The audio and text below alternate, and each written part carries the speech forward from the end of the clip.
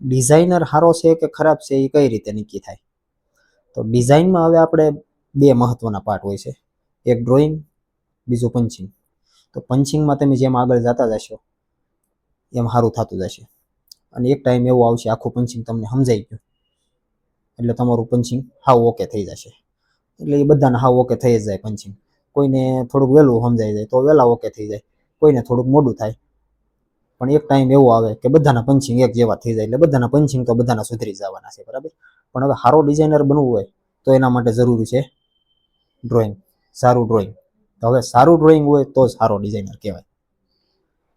અત્યારે જે નવા ડિઝાઇનરો શીખીને ખાતા ઉપર લાગે છે એને પણ ખાતા ઉપર જાય એટલે 2 થી 3 મહિના લગભગ પંચિંગ જ કરાવે છે, પછી ધીમે ધીમે ડ્રોઈંગ આપવાનું શરૂ કરે. શું કામ?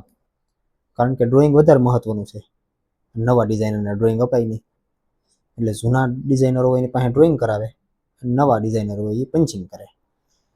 તો હવે આપણે સારા ડિઝાઇનર બનવું હોય તો ડ્રોઈંગ પહેલેથી સારું કરવું પડે. એટલે હવે બધાને ડ્રોઈંગ જ્યાં સુધી પરફેક્ટ નહીં થાય ત્યાં સુધી પંચિંગમાં આગળ લઈ જવામાં આવશે નહીં. બધાનું ડ્રોઈંગ પહેલાં પરફેક્ટ થઈ જાય, ઓકે થઈ જાય, પછી જ પંચિંગ આપવાનું છે. અત્યારે ખાતામાં બધાને જૂના ડિઝાઇનર જોવે છે. જૂના એટલે સારા, નવા એટલે ખરાબ. જૂના હોય એ ડ્રોઈંગ કરે, નવા હોય એ પંચિંગ કરે. જૂના નવા તો ખાલી કહેવાનું છે, જૂના નવા તો સમય બનાવે. કે મારે આજ અત્યારે 19 વર્ષથી હું આ લાઈનમાં છું ડિઝાઇનમાં, એટલે હું 19 વર્ષ જૂનો. કોઈને 8-10 વર્ષ થયા છે તો એ 8-10 વર્ષ જૂના કહેવાય. તો તમે જેટલો ટાઈમ ડિઝાઇનમાં આપો છો એટલા તમે જૂના કહેવાય. જૂના નવા તો સમય બનાવે છે, પણ સારા ખરાબ એ આપણા હાથમાં છે. સારા બનવું છે, ખરાબ બનવું છે એ તમારા હાથમાં છે, મારા હાથમાં છે. મારે કેવા ડિઝાઇનર બનવા છે, આપણે સારા ડિઝાઇનર બનાવવાના છે. એટલે ડ્રોઈંગ બધાનું પરફેક્ટ સારું જોઈશે. એટલે હવે ડ્રોઈંગ કોઈનું વિકાલ છે નહીં. આપણા 6થા સ્ટેપની બીજી ડિઝાઇન જે મેં ડ્રોઈંગ કરીને ગ્રુપમાં ફોટો નાખેલો છે, વોટ્સઅપમાં બધા જોઈ લેજો. એ બધા એક વખત પહેલાં આવીને જે પંચિંગમાં આવી ગયા છે એ લોકોએ તે એક વખત એ ડિઝાઇન ફરીવાર રિપીટ ડ્રોઈંગ કરી નાખજો. ડ્રોઈંગ કરીને બધા મારી ડિઝાઇન જે ફોટો નાખેલો છે ગ્રુપમાં એને હરખાવજો, પછી મને બતાવજો તમારું ડ્રોઈંગ કઈ રીતનું છે.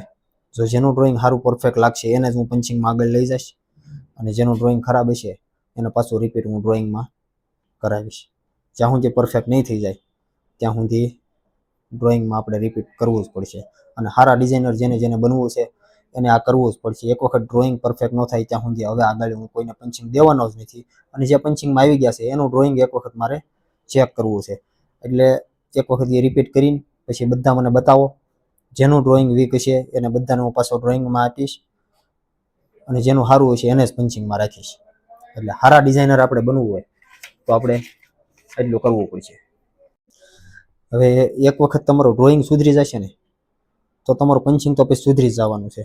એટલે તમને સારા ડિઝાઇનર બનતા કોઈ નહીં રોકી શકે, બરાબર. એટલે એક વખત એ 6થા સ્ટેપની બીજી ડિઝાઇનનો ફોટો મેં નાખેલો છે એ બધા ફરજિયાત રિપીટ કરીને મને બતાવો. ડ્રોઈંગ સારું થઈ ગયું હોય તો જ આગળ વધો, નકર ડ્રોઈંગમાં તમે પરફેક્ટ થાવ પહેલાં, પછી પંચિંગમાં આવો. એટલે તમે ડિઝાઇનર સારા બનશો ને બનશો જ.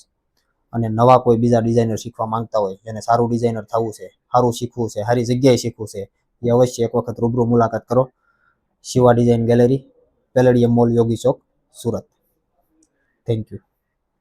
વિડીયો પહેલી વાર બનાવ્યો છે એટલે કેવો બન્યો છે એ કોમેન્ટમાં કહેતા જજો. જો સારો બન્યો હોય તો સારો કહેજો, અને ખરાબ બન્યો હોય તો જ્યાં સુધારો કરવાનો હોય એ કહેતા જજો. Thank you.